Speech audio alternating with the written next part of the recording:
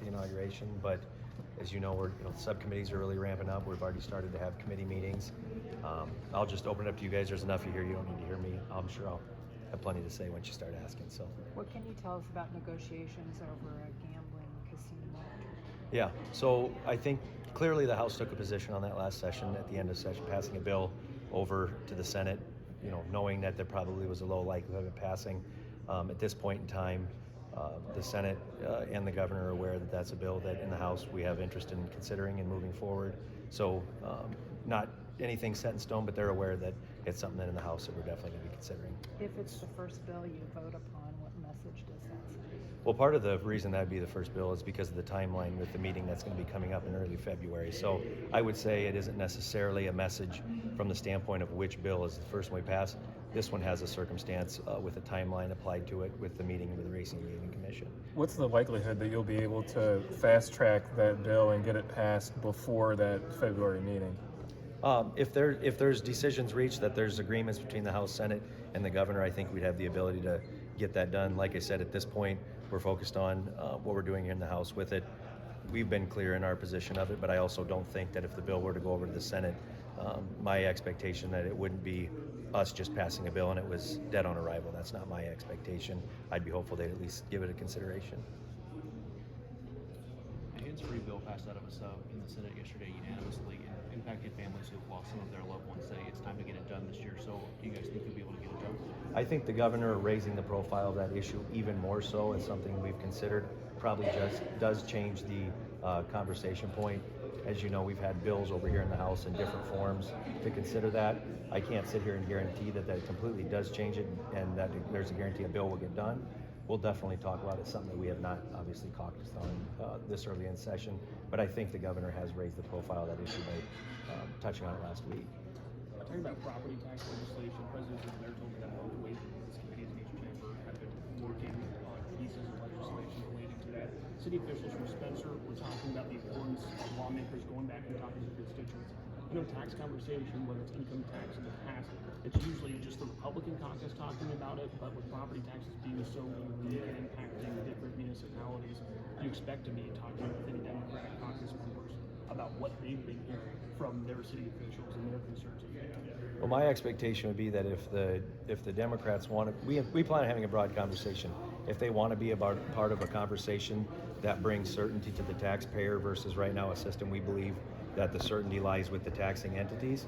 If that's something that they agree with us on, that the certainty should lie with the taxpayer, I don't think we have a problem with engaging them in those conversations.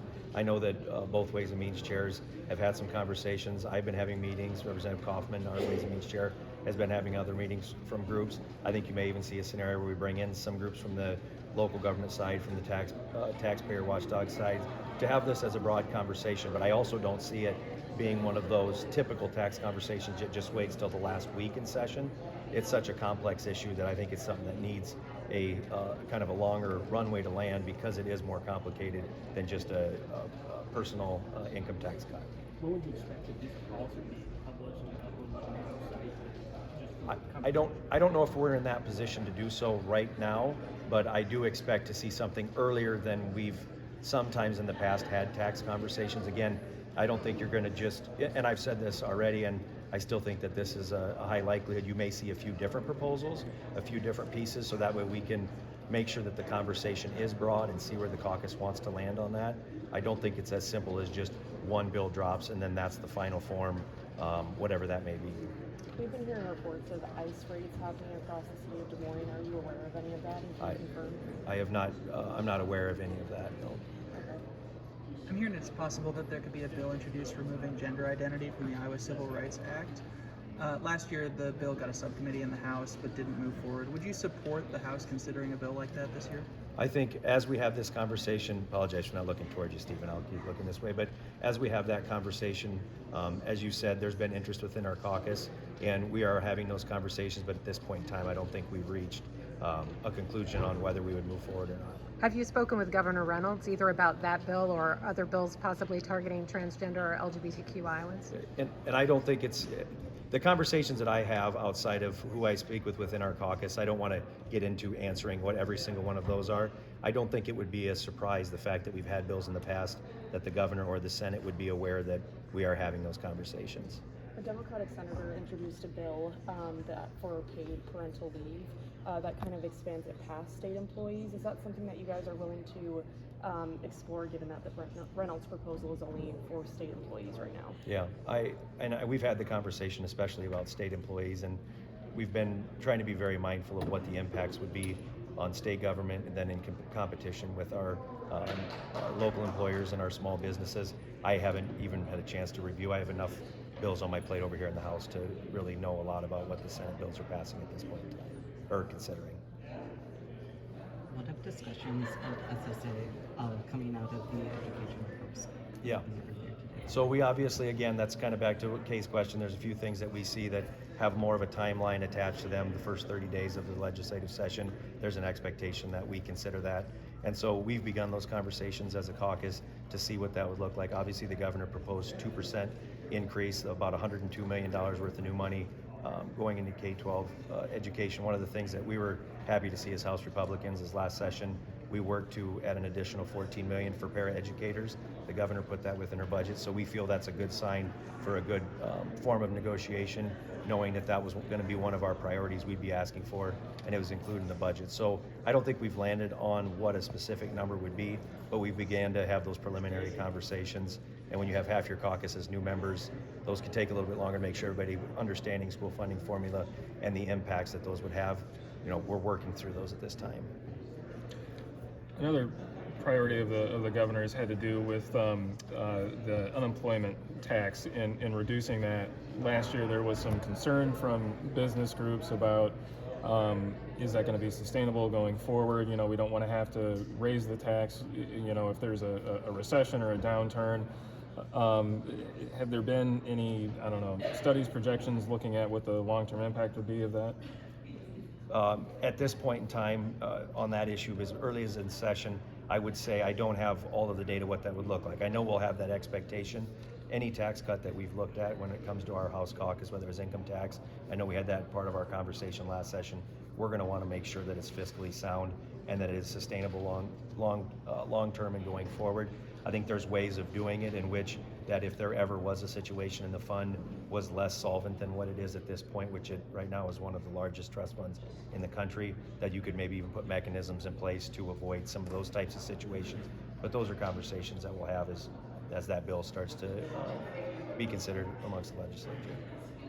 In the Judicial Appropriations Committee this morning, there was bipartisan agreement about making a priority to raise the judicial salaries and increase the pay for contract attorneys doing the indigent defense, which the Chief Justice mentioned. Is it fair to say that your caucus is united behind those priorities? On any of the budget matters, probably for the first few times I do these, I don't think I'll make any specific commitments. What I can say is I feel our caucus has led on the issues within the judicial branch to be some of the leaders to identify places in which we need to make more investment, like indigent defense, for example. We felt we've been a leader in the building on an issue like that. So I won't commit to that we're completely unified, but obviously if it's something that's being discussed, we'll be considering it as we get down the road towards putting the budget together, but I think it's probably too early to make a prediction on that. Speaker Grassley, your higher ed committee, a couple of proposals are related to the Iowa tuition grant and certain requirements that they would add to any schools that get money from that.